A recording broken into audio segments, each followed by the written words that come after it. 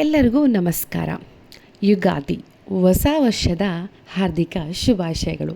ವಿಶ್ವಾವಸು ನಾಮ ಸಂವತ್ಸರದ ಹಾರ್ದಿಕ ಶುಭಾಶಯಗಳು. ಇವತ್ತು ಯುಗಾದಿ ಅಥವಾ ಯುಗಾದಿ ಅಂದರೆ ಏನು, ಈ ಹಬ್ಬದ ಮಹತ್ವ ಎಲ್ಲವನ್ನು ತಿಳಿಯೋಣ. ಯುಗಾದಿ ಅಥವಾ ಯುಗಾದಿ ಚೈತ್ರ ಮಾಸದ ಮೊದಲ ದಿನ. ಭಾರತದ ಅನೇಕ ಕಡೆಗಳಲ್ಲಿ ಈ ದಿನವನ್ನು ಹೊಸ ವರ್ಷದ ಹಬ್ಬವಾಗಿ ಆಚರಿಸಲಾಗುತ್ತದೆ. ಹಾಗೂ ಈ ದಿನ ಈ ವರ್ಷದ ಮೊದಲ ದಿನ ಅಥವಾ ಹೊಸ ವರ್ಷದ ಮೊದಲ ದಿನ ಎಂದು ಪರಿಗಣಿಸಲಾಗುತ್ತದೆ. ಯುಗಾದಿ ಪದದ ಅರ್ಥಾತ್ ಉತ್ಪತ್ತಿ, ಯುಗ ಪ್ಲಸ್ ಆದಿ, ಯುಗಾದಿ ಹೊಸ ಯುಗದ ಆರಂಭ ಎಂದರ್ಥ.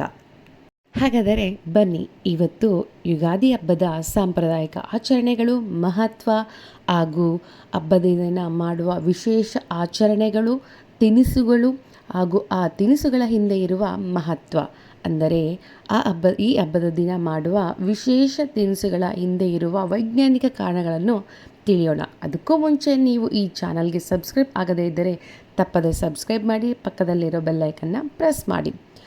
ಸಾಂಪ್ರದಾಯಿಕ ಆಚರಣೆಗಳು. ಯುಗಾದಿ ಹಬ್ಬದ ಸಾಂಪ್ರದಾಯಿಕ ಆಚರಣೆಗಳಲ್ಲಿ ಕೆಲವೆಂದರೆ ಸೂರ್ಯ ನಮಸ್ಕಾರ, ಪಂಚಾಂಗದ ಪೂಜೆ, ಪಂಚಾಂಗ ಪಠಣ ಹಾಗೂ ಸರ್ವೇ ಸಾಮಾನ್ಯವಾಗಿ ಬೇವು ಬೆಲ್ಲ. ಜೀವನದ ಸಿಹಿ ಕಹಿಗಳನ್ನೆರಡೂ ಪಡೆಯಬೇಕೆಂದು ನೆನಪಿಸಲು ಬೇವು ಬೆಲ್ಲಗಳ ಮಿಶ್ರಣವನ್ನು ತಿನ್ನಲಾಗುತ್ತದೆ. ಯುಗಾದಿ ಎಂದರೆ ಹೊಸ ವರ್ಷದ ಆರಂಭದ ದಿನವಾದರೂ ಭಾರತದಲ್ಲಿ ಈ ದಿನವನ್ನು ನಿರ್ಧರಿಸುವ ರೀತಿ ಹಲವಾರಿವೆ. ನಂತರ ಹಬ್ಬದ ಆಚರಣೆಯ ವಿಧಾನ. ಈ ಹಬ್ಬವನ್ನು ಹೆಚ್ಚಾಗಿ ಕರ್ನಾಟಕ, ಆಂಧ್ರ ಮತ್ತು ಮಹಾರಾಷ್ಟ್ರಗಳಲ್ಲಿ ಆಚರಿಸುವರು. ಆಂಧ್ರ ಮತ್ತು ಕರ್ನಾಟಕಗಳಲ್ಲಿ ಇಂದು ಯುಗಾದಿಯಾದರೆ ಮಹಾರಾಷ್ಟ್ರದಲ್ಲಿ ಪಾಡ್ಯಮಿ ದಿವಸ ಗುಡಿಯನ್ನು ಏರಿಸುವುದು ಗುಡಿಪಾಡ್ವಾ.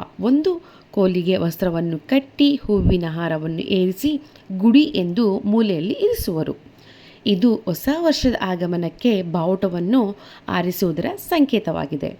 ಈ ದಿನದಂದು ಹುಣಸೆ ಹಣ್ಣು, ಬೆಲ್ಲ, ಮಾವಿನಕಾಯಿ, ಉಪ್ಪು, ಮೆಣಸು, ಬೇವು ಇತ್ಯಾದಿಗಳ ಮಿಶ್ರಣ ಮಾಡಿ ಯುಗಾದಿ ಪಚ್ಚಡಿ ಎಂಬ ಹೆಸರಿನ ಪದಾರ್ಥವನ್ನು ಸೇವಿಸುವರು.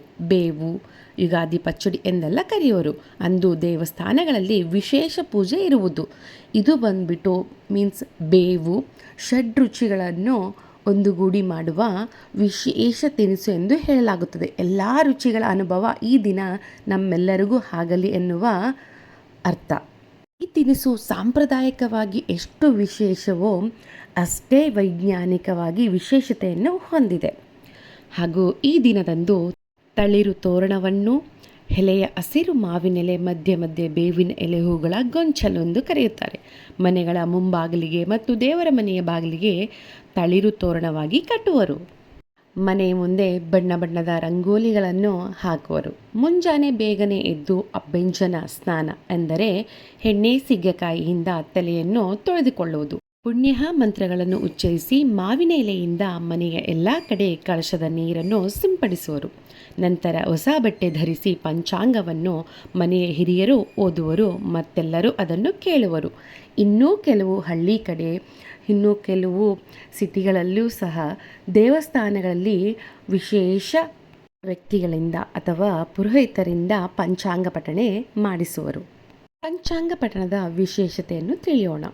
ಪಂಚಾಂಗ ದಿನಸೂಚಿಯಷ್ಟೇ ಅಲ್ಲದೆ ಆ ವರ್ಷದಲ್ಲಿ ಮಳೆ ಬೆಳೆ ಹೇಗಿದೆ, ರಾಶಿ ಫಲ, ಮದುವೆ, ಉಪನಯನಗಳಿಗೆ ಒಳ್ಳೆಯ ಮುಹೂರ್ತಗಳು, ಒಟ್ಟಾರೆ ಜನಜೀವನದ ಸ್ಥಿತಿಯನ್ನು ಸೂಚಿಸುವುದೇ ಪಂಚಾಂಗ ಪಠಣೆ. ಅಂದು ಹಿರಿಯರು ಕಿರಿಯರೆಲ್ಲರೂ ಹೊಸ ಬಟ್ಟೆಗಳನ್ನು ಧರಿಸಿ ಸಂತೋಷದಿಂದ ಹಾಡಿ ನಲಿವರು. ಈ ದಿನದ ವಿಶೇಷ ತಿನಿಸುಗಳು ಕೆಲವು ನಾನಿಲ್ಲಿ ಹೇಳ್ತಾ ಇದ್ದೀನಿ.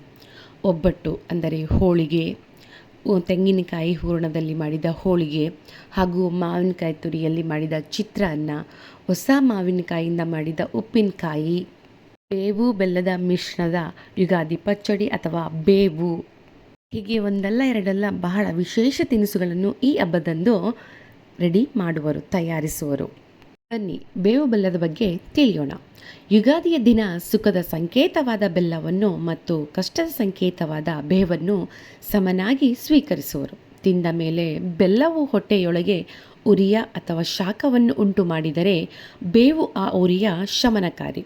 ಬೇವು ಬೆಲ್ಲದ ಮಿಶ್ರಣವನ್ನು ತಿನ್ನುವಾಗ ಹೇಳುವ ಒಂದು ಶ್ಲೋಕ ಹೀಗಿದೆ: ಶತಾಯು ವಜ್ರದೇಹಾಯ ಸರ್ವಸಂಪತ್ಕರಾಯ ಚ ಸರ್ವರಿಷ್ಟ ವಿನಾಶಾಯ ನಿಂಬಕಂದಳ ಭಕ್ಷಣಂ.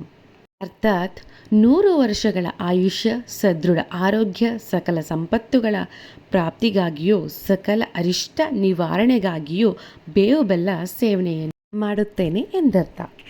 ಮತ್ತೊಮ್ಮೆ ನಿಮ್ಮೆಲ್ಲರಿಗೂ ವಿಶ್ವಾವಸು ನಾಮ ಸಂವತ್ಸರದ ಹೊಸ ವರ್ಷದ ಯುಗಾದಿಯ ಹಾರ್ದಿಕ ಶುಭಾಶಯಗಳೊಂದಿಗೆ, ಹಾಗೂ ಈ ಯುಗಾದಿಯು ನಿಮಗೆ ಸುಖ, ಸಂತೋಷ, ಸಮೃದ್ಧಿ, ಆರೋಗ್ಯ, ಐಶ್ವರ್ಯ ಎಲ್ಲವನ್ನೂ ಕೊಟ್ಟು ಕಾಪಾಡಲಿ ಎಂದು ದೇವರಲ್ಲಿ ಕೇಳಿಕೊಳ್ಳುತ್ತಾ ಧನ್ಯವಾದಗಳೊಂದಿಗೆ